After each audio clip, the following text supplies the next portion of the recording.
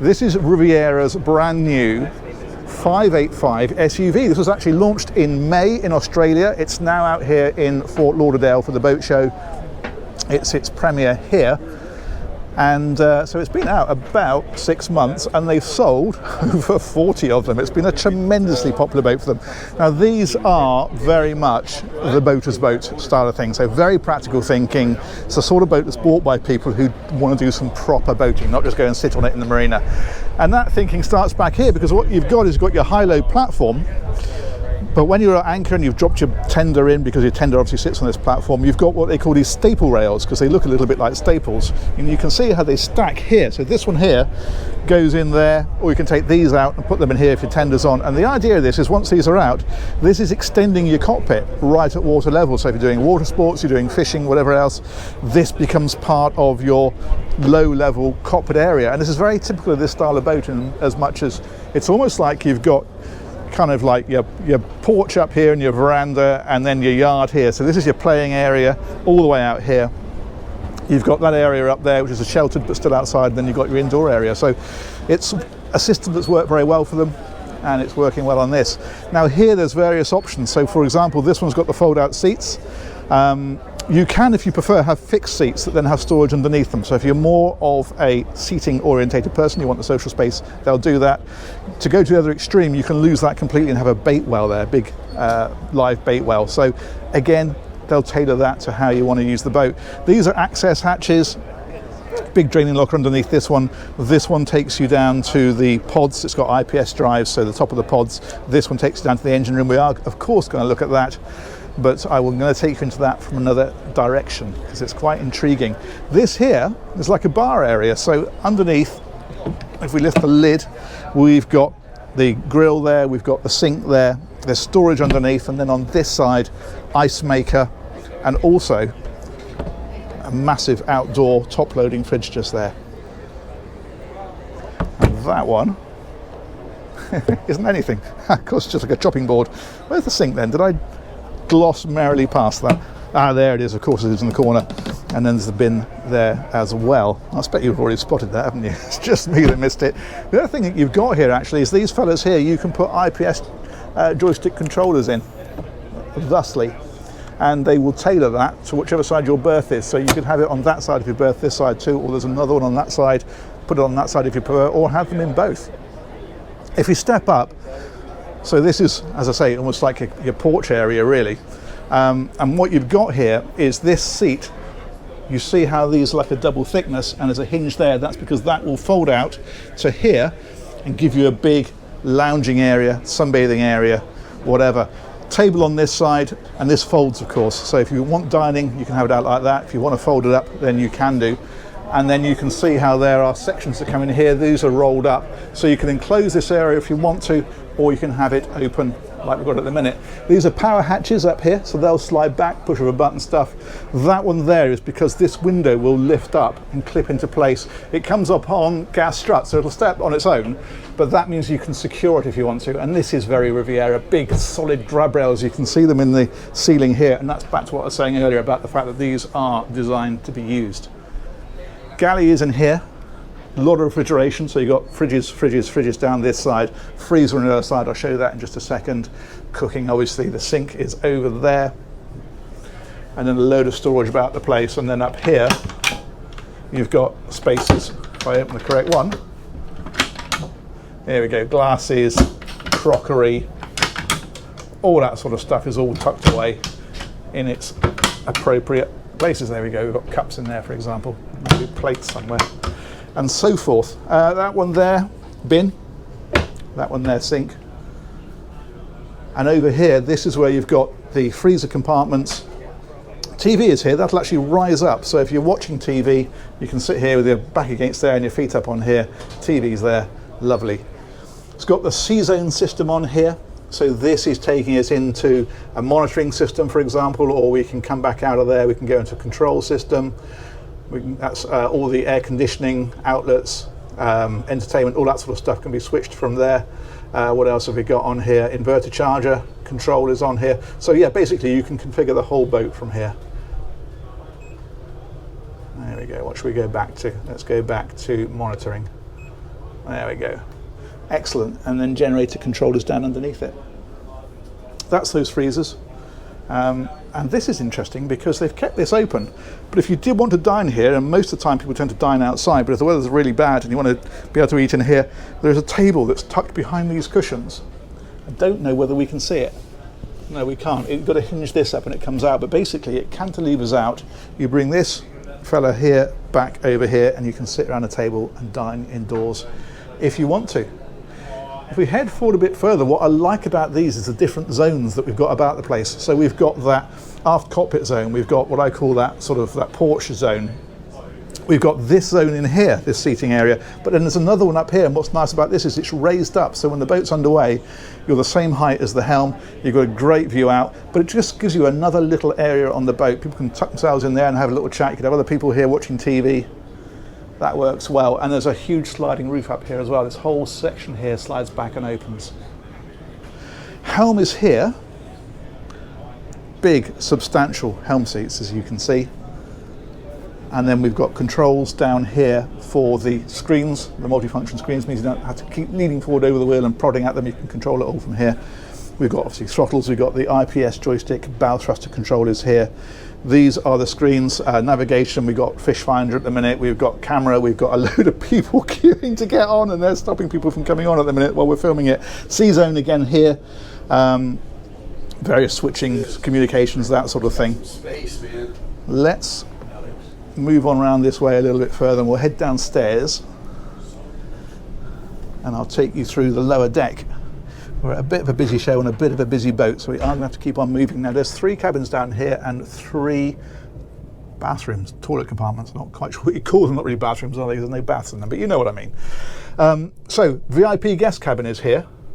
This is neat. The door has got a recess, so it tucks away when you've got it open. Makes it easier to get through. We've got AV equipment in here, of course. Loads of headroom in here as well. That's really good. You've got the whole windows. Hanging locker is over on this side. I like this high gloss wood that they put into these. Now, having said it's a hanging locker, it's not, it's shelving. It's obviously the other side. I'll show you in a second. And then the ensuite to this cabin is in here, like so. And of course the shower then tucked away behind in there. So that's that one. There's more storage up here. There's also drawers down underneath the bed, like so. Very helpful. And this is the hanging locker on this side. Very nice size. Fantastic. We'll head back a little bit further. This is cabin 3. What you can do with this is you can bring this bed across as a button, which I've got a feeling is hidden underneath here, inside here even. He did show me, I'm not sure where it is now. Anyway, there's a button in here and you can press it and this bed comes across, and that means that you've got a double bed in here if you prefer. Again, you've got AV equipment. Again, you've got big hanging locker and that kind of stuff.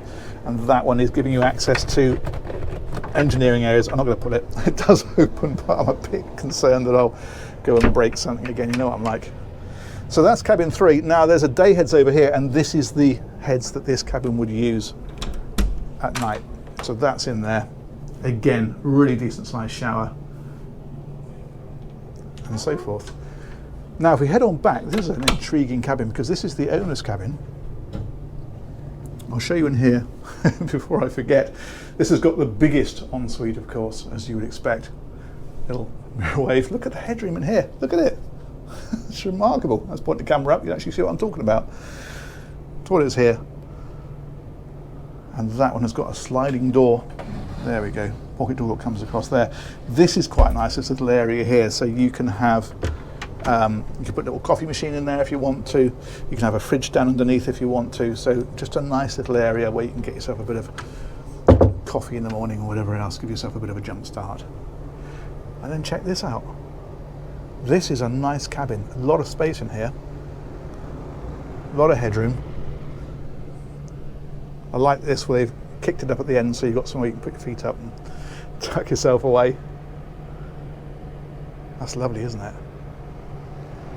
Big hull windows, a ton of storage down here. Again, it goes back to the fact that, you know, people like to really use these boats. There it goes, the big hull window there. Very nice. Blinds, of course, come down over those. These are opening sections. That's what these circular sections are. And what's interesting about these is they have alarms, so that if that's open and you start the engines, you get an alarm to tell you it's open, so you don't go to sea and end up with a load of water in here. That's why there's a little wire down there. It's on a sensor. And if we come back again, you've got this wonderful walk-in wardrobe here.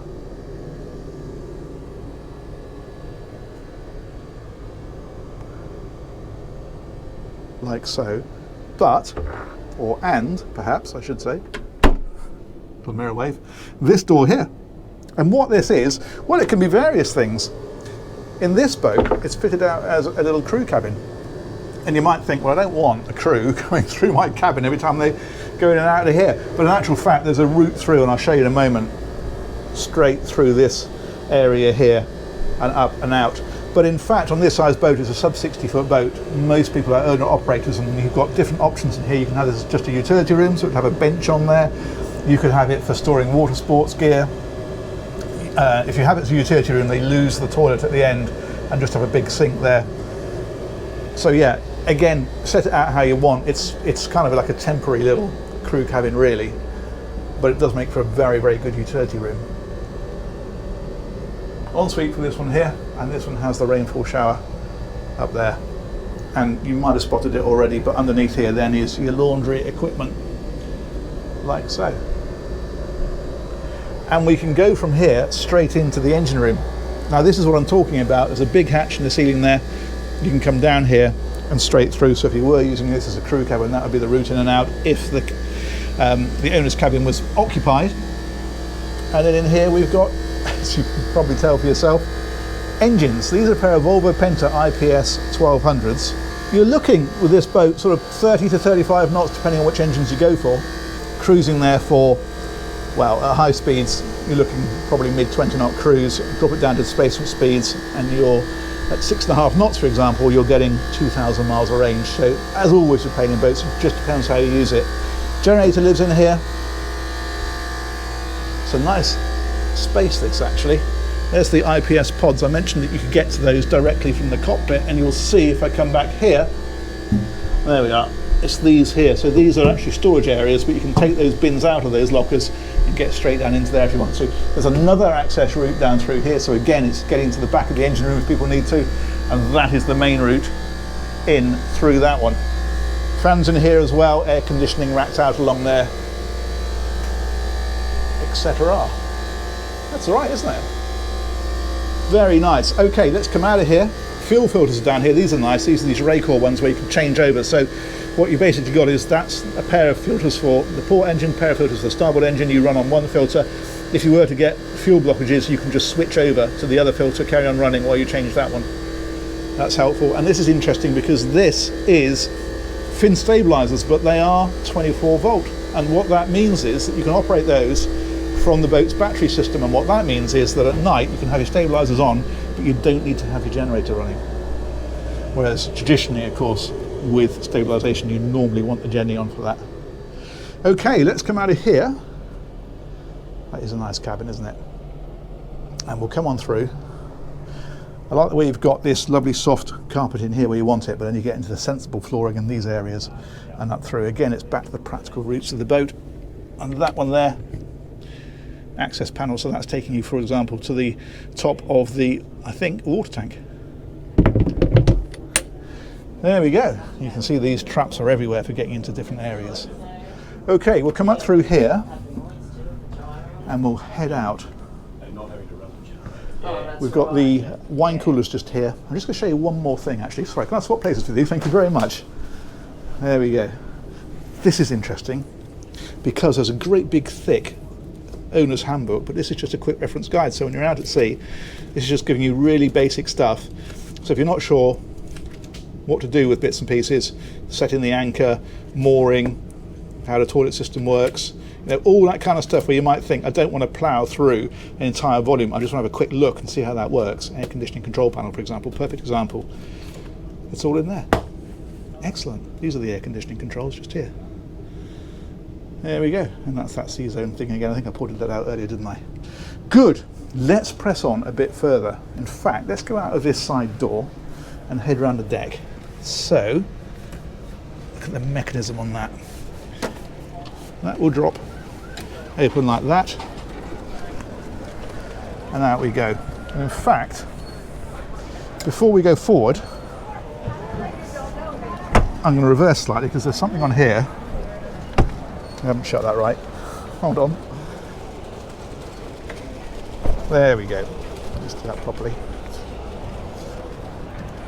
This is very much a Riviera thing and I love it.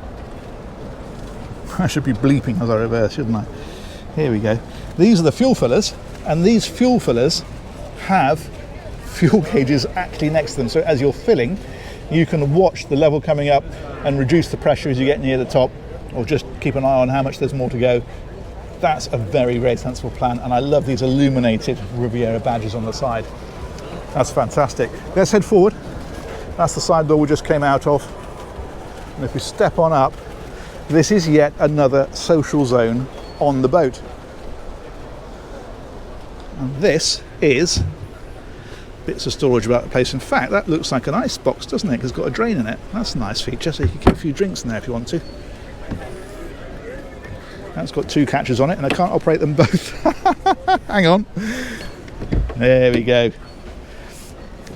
So that one there is storage. So even here they put like this rubber matting in so stuff doesn't slide around in there when you're out at sea. A lot of thought goes into these. So this area here, well, first of all, you can put poles in here and you can shade this if you want to. You have a bimini that comes back across to the windscreen, or just above the windscreen. This one here, you'll notice, has got a double cushion on, and that's because if we come around here, you'll see there's hinges along here. That will fold out. If you want that as a sunbathing area, you can have it. And that one there allows you to drop a table in and have this as a little eating area up here. These are the hatches that are above that forward cabin. There's twin hatches. I didn't show you those, I forgot. But nonetheless, twin hatches over there. This is interesting. Look at the way that they've put a dam on here, so that if your anchor chain is all muddy, because it's been lying on the bottom and you're in a muddy area and it's coming in and it's flicking mud everywhere as it comes around here, as they do, it just gets to there and runs back, and then you just hose it off. It doesn't spray it across here.